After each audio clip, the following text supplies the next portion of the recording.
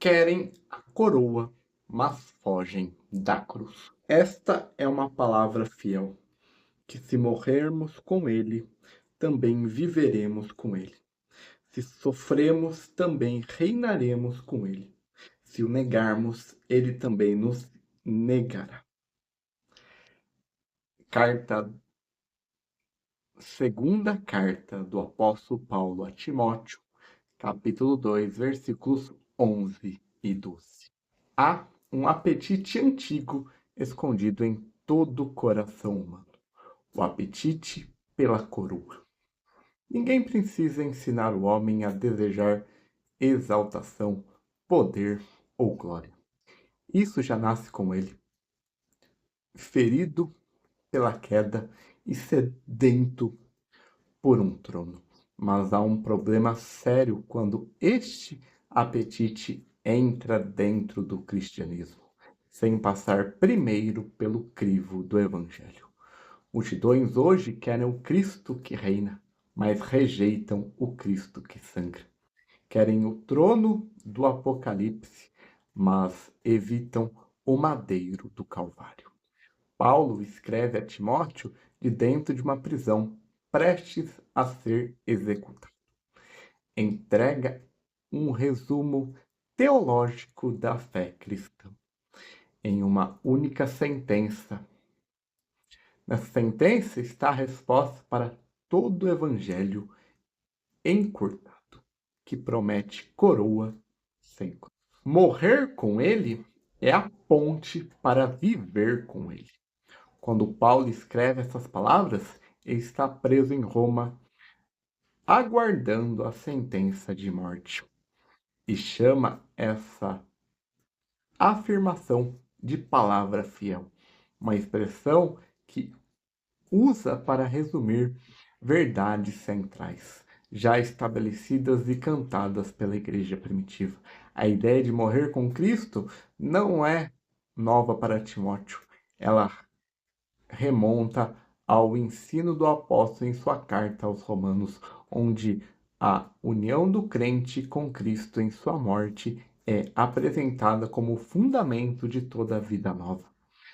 Para a igreja perseguida do primeiro século, essa frase carregava peso literal.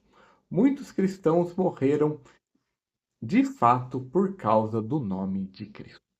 Você não pode receber a vida ressuscitada de Cristo sem primeiro concordar com a sentença de morte que a cruz pronuncia sobre você.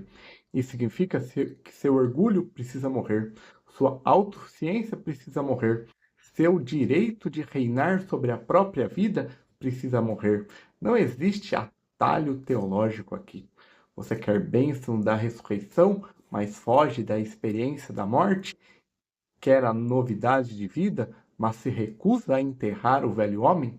Esta é a primeira mentira de todo evangelho que promete a coroa sem a cruz. Fazer você acreditar que pode colher os frutos da ressurreição sem passar pelo túmulo.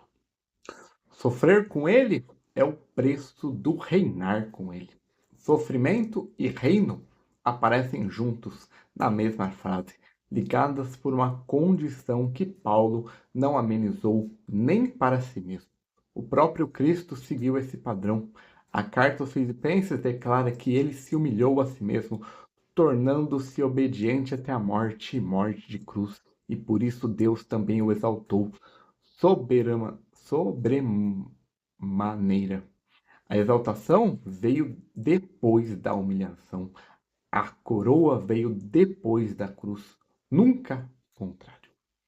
Você vive numa cultura religiosa que edita essa ordem? Pregue-se hoje uma teologia que promete trono sem Getsemane, unção sem deserto, milagres sem jejum, autoridade espiritual sem morte ao próprio eu. Esse tipo de mensagem seduz porque oferece a coroa com direito automático e não como fruto de um caminho estreito. Mas o texto é claro: o sofrimento não é um imprevisto na vida cristã, é a estrada pavimentada que leva ao reinado com Cristo. Quando você sofre pela justiça, quando você é desprezado por causa da verdade que confessa, quando a obediência a Deus custa caro à sua reputação ou ao seu conforto, você não está fora do plano, você está exatamente no caminho que leva à glória prometida. Negar a ele é perder ao mesmo tempo a cruz e a coroa. O contexto histórico dessa terceira cláusula é sombrio. Sob perseguição, alguns cristãos do primeiro século preferiam negar publicamente o nome de Cristo para escapar da morte ou da prisão. Buscavam à sua maneira uma coroa terrena de segurança e conforto, fugindo do madeiro que os aguardava caso permanecessem fiéis. Paulo não suaviva a consequência dessa escolha. Quem nega a Cristo será negado por ele. Essa negação nem sempre é um ato dramático de apostasia pública. Muitas vezes ela acontece em silêncio. Na recusa diária de carregar a cruz da obediência, acontece quando você guarda a verdade bíblica na gaveta para não sofrer constrangimento social, acontece quando você troca a santidade pelo aplauso ou a fidelidade pela aceitação. Tudo aquele que deseja os benefícios de pertencer a Cristo sem aceitar o custo de segui-lo já está na prática negando. E o texto adverte: essa estratégia não garante coroa nenhuma. Ela garante somente a perda de ambas as coisas, a cruz e o trono. O Evangelho nunca foi uma fórmula para você escapar do sofrimento e alcançar glória pelas suas próprias forças. O Evangelho é a declaração de Cristo. Andou o caminho inteiro primeiro. Ele morreu, ele sofreu, ele jamais negou o Pai. E por isso, e somente por isso, existe uma coroa disponível para pecadores como você e eu. Você não constrói o direito de reinar através da sua própria resistência. Você recebe esse direito porque está unido pela fé. Aquele que já venceu a cruz já se assentou no trono. Não existe atalho até a coroa que não passe pela cruz, porque foi exatamente ali na cruz que a coroa foi comprada.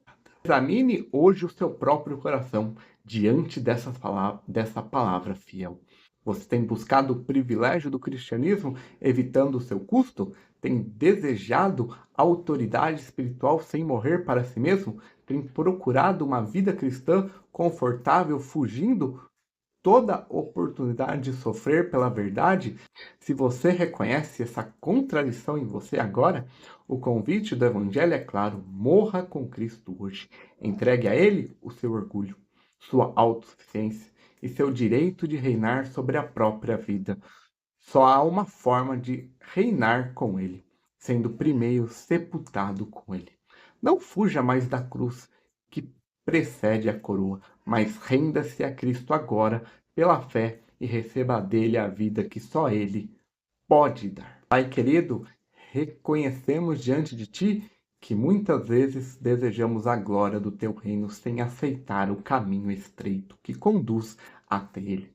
Confessamos o nosso apetite por coroas que não passam pela cruz.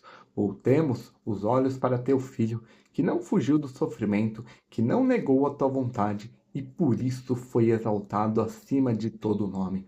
Nós te agradecemos, porque unidos a ele pela fé, temos parte na sua morte, no seu sofrimento e também no seu reinado eterno.